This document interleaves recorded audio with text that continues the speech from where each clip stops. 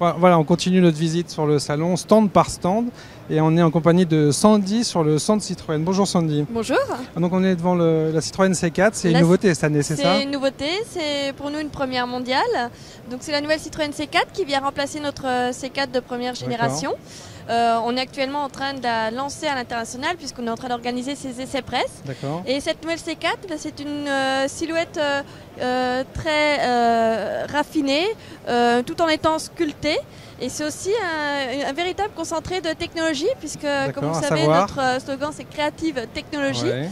Et donc cette voiture en est dotée de plusieurs. On a par exemple plein de premières mondiales également pour ce marché. On a un système de surveillance d'angle mort. Vous verrez quand la voiture va tourner. Ouais. On aura sur le rétroviseur, par exemple, un pictogramme qui informe le conducteur de la présence d'un véhicule dans les angles morts. Dans les angles morts, c'est bien ça. On a des sièges massants pour le conducteur et le passager. Donc sécurité, confort. Confort, bon, beaucoup d'arguments. On a aussi à l'intérieur un service qui s'appelle Citroën e-Touch.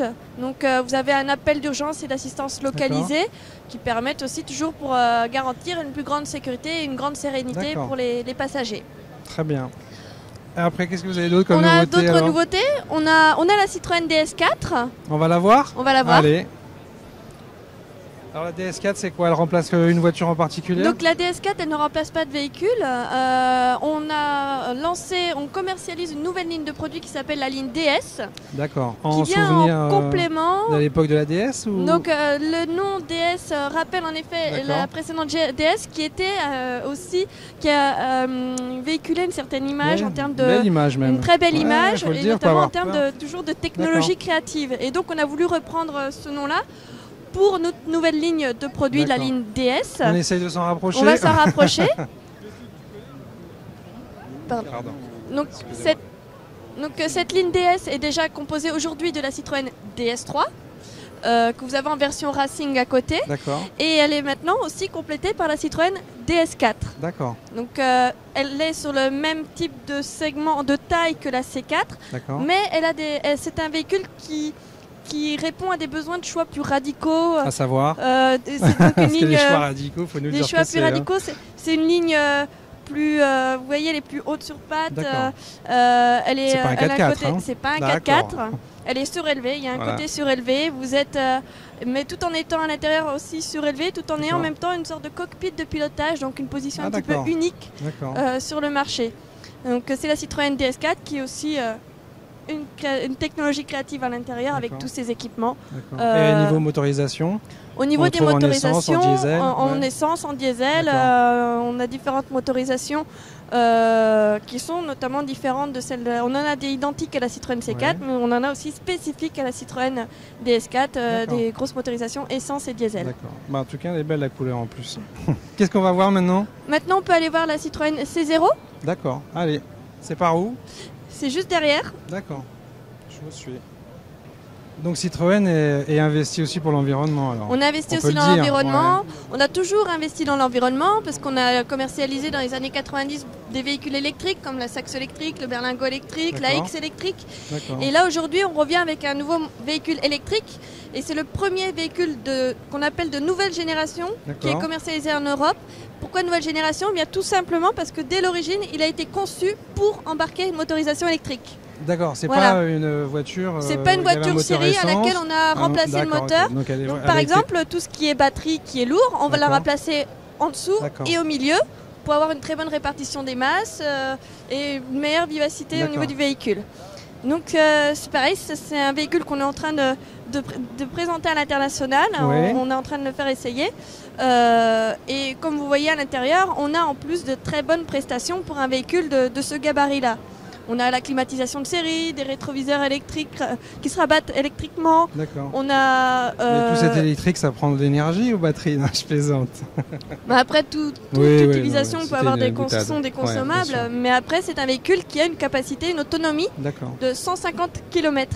Ah ouais, d'accord, c'est bien. Lorsqu'on sait que 80% de nos déplacements nécessitent moins de 60 km, ça répond tout à fait aux besoins de tous les jours. Et elle se recharge comment? C'est une prise de secteur? Deux possibilités. On a une trappe à gauche, la même trappe à droite.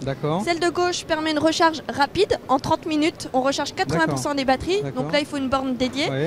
Et de l'autre côté, c'est une prise traditionnelle de 120 volts. Qu'on a chez soi. Et vous avez chez vous, dans votre garage par exemple, et vous rechargez chez vous votre voiture en 6 heures pour la France. Ouais. Et les bornes, on les trouve où après? Donc après, les bornes de charge rapide, ce sont souvent les entreprises qui en font installer lorsqu'elles ont un parc de véhicules. Et pour le particulier, alors il fait comment? Et pour le particulier, après, tout dépendra du déploiement qui sera prévu. Mais les particuliers, il existe déjà des bornes de recharge à 220 volts. Vous en trouvez en région parisienne sans problème. D'accord. Et c'est pas pour montrer que vous savez faire des voitures électriques, elle va être commercialisée celle-ci? Elle va être commercialisée, elle est commercialisée, elle est déjà commandable. On peut déjà la commander et les premières livraisons se feront à la fin de l'année. D'accord, ok. Voilà. Ah bah super.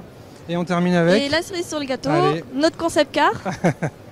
Donc concept car, ça veut dire qu'on ne verra pas sur la route? Qu'on ne verra pas sur la route, mais qu'il y a une réflexion qui confirme notre réflexion qu'on a sur ce qu'on appelait la voiture essentielle. Il y a 2 ans, on avait présenté... C'est beau ça, la voiture essentielle, c'est beau. On avait présenté il y a 2 ans ces Cactus, je ne sais pas si vous vous en souvenez, et on avait dit qu'on allait la lancer. D'accord.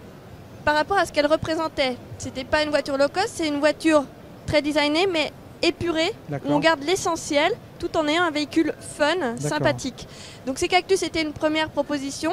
On avait dit qu'on la lancerait, mais dans l'esprit.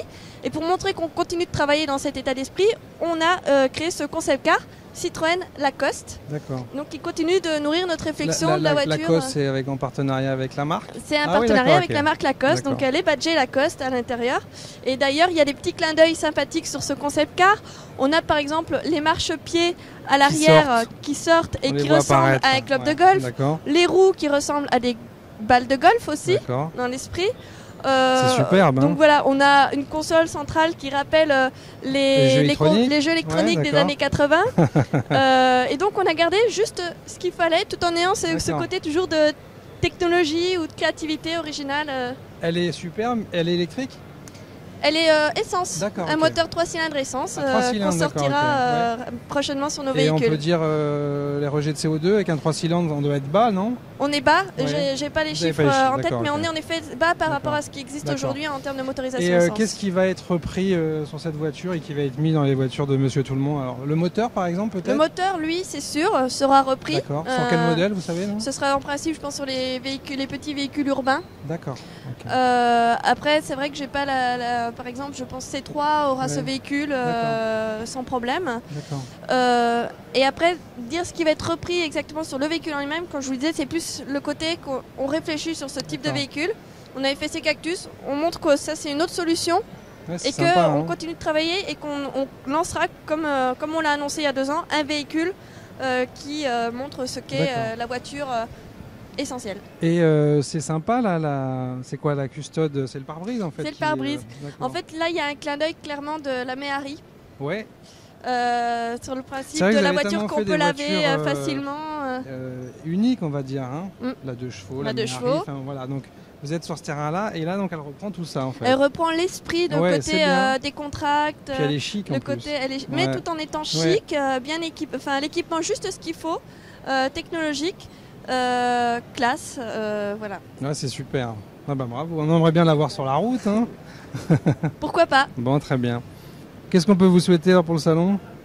Beaucoup de commandes. Ouais, c'est ce que tout le monde nous dit, j'aime bien. Ben, on vous le souhaite alors. Merci beaucoup. Hein. Au revoir.